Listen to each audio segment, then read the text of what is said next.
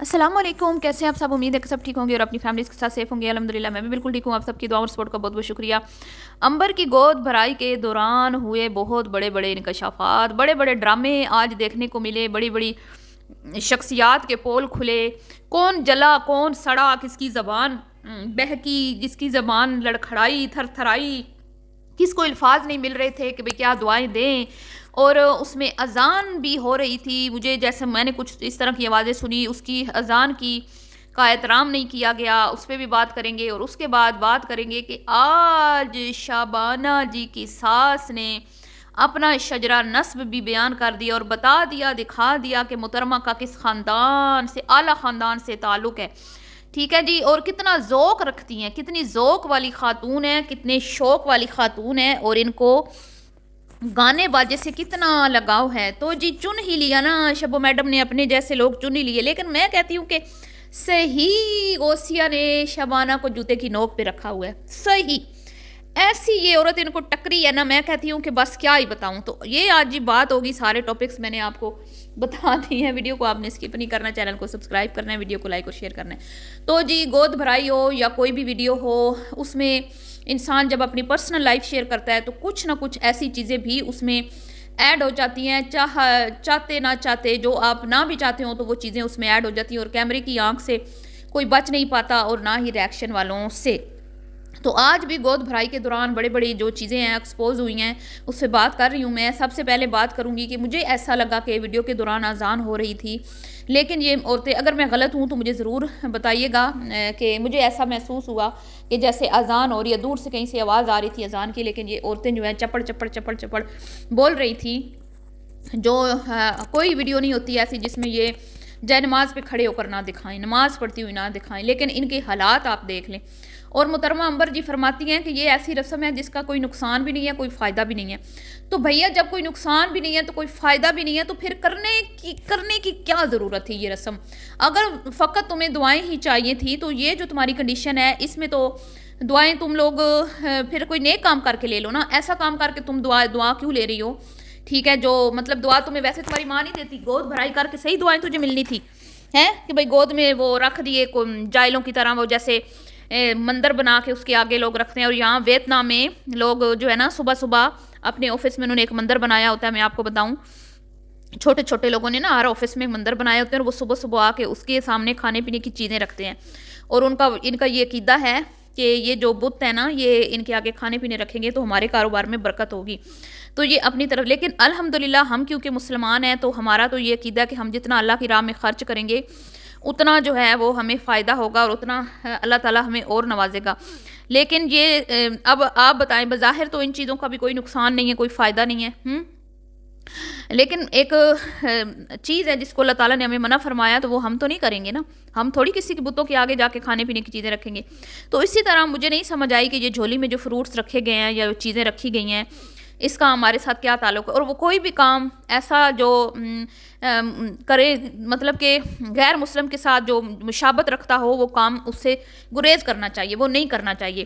مطلب کوئی بھی ایسی رسم یا کوئی بھی ایسا کام، کوئی بھی ہمارا ایسا عمل جس کو دیکھ کر لوگ یہ سمجھے کہ یہ لوگ ہندو ہیں، مطلب کہ ہمارے ہندو بہن بھائی ہیں نا، وہ یہ رسم کرتے ہیں، جو ہمارے انڈیا میں رہنے والے ہمارے نان مسلم بہن بھائی ہیں، تو وہ یہ رسم کرتے ہیں۔ اب آپ کر رہی ہو تو اب آپ کو کوئی اگر بندہ دیکھتا ہے جو کہ پہلے آپ کو نہیں جانتا، تو وہ تو یہی کہیں گے نا کہ یہ چینل پہ جو گود بھرائی ہو رہی ہے کسی چینل پہ، تو یہ تو پھر ہندو ہے، کوئی نان مسلم ہے جس کا یہ چینل ہے، اس پہ کیونکہ ہمارے ہاں تو یہ نہیں ہوتی، یہ خرافاتیں تو اب شروع ہوئی ہیں، اور اس کو اب ماڈرن لوگوں نے وہ برائڈل شاور کا نام دے دیا ہے۔ تو یہ تو برائڈل شاور ویسے جو ہے یہ یورپ کنٹریز میں ہوتے ہیں، گورے کرتے ہیں، اور جو ہمارے انڈین بہن بھائی ہیں نان مسلم، وہ کرتے ہیں گود بھرائی کی رسم۔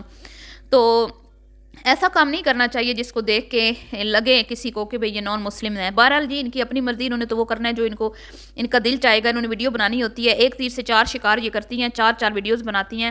لیکن میں کہتی ہوں کہ آج کی ویڈیو میں نا عنبر کی ساس نے یہ بتا دیا کہ اس کا شجرہ نسب کیا ہے، اور اس کا خان برادری سے کوئی تعلق ہے یا کوئی، آپ سمجھ جائیں میں کیا کہنا چاہتی ہوں۔ تو انہوں نے تو لتا منگیشکر، مجھے لگتا ہے کہ ان کا کوئی لتا منگیشکر کے ساتھ بھی تعلق ہے، شاید ان کی کمبھ کے میلے میں بچھڑی ہوئی بہن ہے، ٹھیک ہے، اور اسی لیے وہ ان کے گانے گا رہی تھی، پتہ نہیں ان کے گا رہی تھی کس کے گا رہی تھی، لیکن وہ خود کو لتا کی بہن ہی تصور کر رہی تھی جس طرح وہ گا رہی تھی ذوق کے ساتھ. اور پھر میں کہتی ہوں یہ خاتون جب بھی اس کو کوئی پروٹوکول دیا جاتا ہے، جب بھی اس کو کوئی ذرا اوقات سے بڑھ کر کچھ عزت مل جاتی ہے نا تو یہ اوور ہو جاتی ہے، اپنی عمر بھی نہیں دیکھتی. پھر ویسے اس کی سمدن کہہ رہی ہے شبانہ کہ یہ بیمار ہے، لیکن ہمیں تو یہ بیمار نہیں لگی. اور وہ جو اوٹ پٹانگ حرکتیں کر رہی تھی، اس کے امبر کے سر پہ کبھی انار رکھتی ہے، کبھی پھدکتی ہے، کبھی گانے گاتی ہے، کبھی کچھ کر رہی ہے، مہندیاں لگوا رہی ہے. تو مجھے تو نہیں لگتا کہ یہ بھائی بیمار ہے یا اس کا کچھ ایسا مسئلہ ہے جو سمدن میڈم شبانہ جی بتا رہی ہیں. تو ہر بار یہ اپنے آپ کو ذلیل کرواتی ہے جب بھی امبر کی ویڈیو میں آتی ہے. آج پھر کافی دنوں کے بعد اس کی تشریف آوری ہوئی ہے اور آج پھر یہ ننھی بچی بنی ہوئی تھی ویڈیو میں. اور مزے کی بات یہ ہے کہ انہوں نے اس کی وائس میوٹ بھی نہیں کی. انہوں نے اس کی باقی کئی جگہوں پہ انہوں نے وائس اوور کیا، لیکن اس کی آواز انہوں نے میوٹ نہیں کی. اس کے پیچھے کیا وجہ ہے؟ تم لوگوں کو شرم نہیں آئی؟ تم لوگوں کو حیا نہیں آئی کہ اگر وہ گانا گا بھی رہی ہے اپنی بہو کے لیے تو تم لوگ اس کی وائس کو اپنی ویڈیو میں سے میوٹ کر دو ہیں؟ لیکن یہ کوئی نہ کوئی موقع تلاش کرتی رہتی ہیں کہ بھئی کسی نہ کسی طریقے سے امبر کی ساس کو ذلیل کیا جائے. تو گود بھرائی کے دوران یہ بڑا موقع ان کو پھر سے مل گیا، اور جہاں پہ یہ ہر وقت مالا جپتی رہتی ہے منہ میں رام رام بغل میں چھری. شبو میڈم شرم نہ آئی تمہیں اپنی سمدن کو ایکسپوز کرتے ہوئے؟ اور امبر ناز تمہیں شرم نہ آئی اپنی ساس کو کہ گانے تم نے سنائے لوگوں کو؟ کتنا مطلب برا لگ رہا تھا، شرم بھی نہ آئی. بہرحال جی یہ تو ایک موقع مل گیا تھا نا، تو کہاں ہاتھ سے جانے دیتی یہ.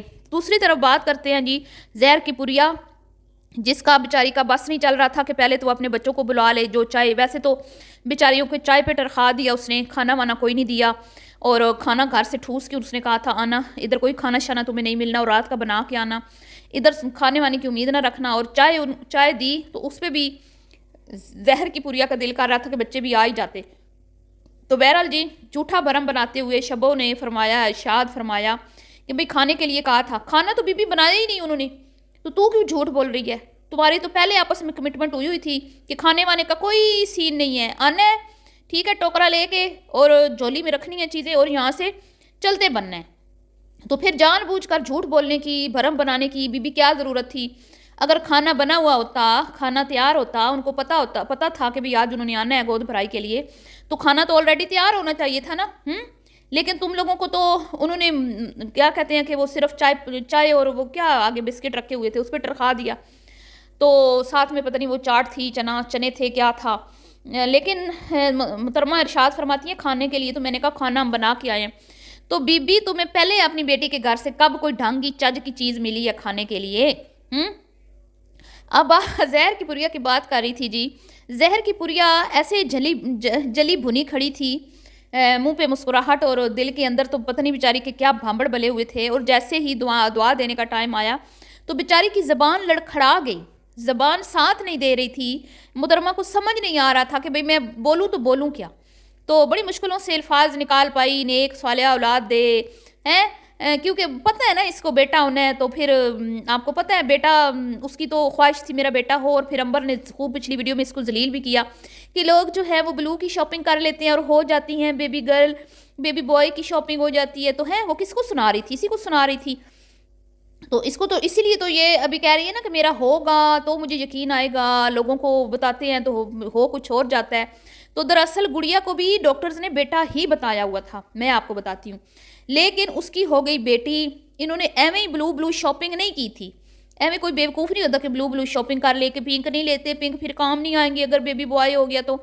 اصل میں ان کو پکا یقین تھا، ان کو کسی نے بتایا تھا، کسی ڈاکٹر نے، کہ تمہارا بیٹا ہونا ہے، لیکن بیچاری کی ہوگی بیٹی، جس کی وجہ سے اب امبر بھی ڈری ہوئی ہے کہ بھئی بیٹی ہوگی تو پھر باتیں سننا پڑیں گی. اس لیے پتہ ہونے کے باوجود بھی کھل کے وہ نہیں بتا رہی، لیکن شاپنگ وہ بیٹے کی کر رہی ہے. تو یہ تھی جی آج کی ویڈیو. پسند آئی ہو تو لائک شیئر کیجیے گا. ملتی ہوں نیکسٹ ویڈیو میں. اللہ حافظ.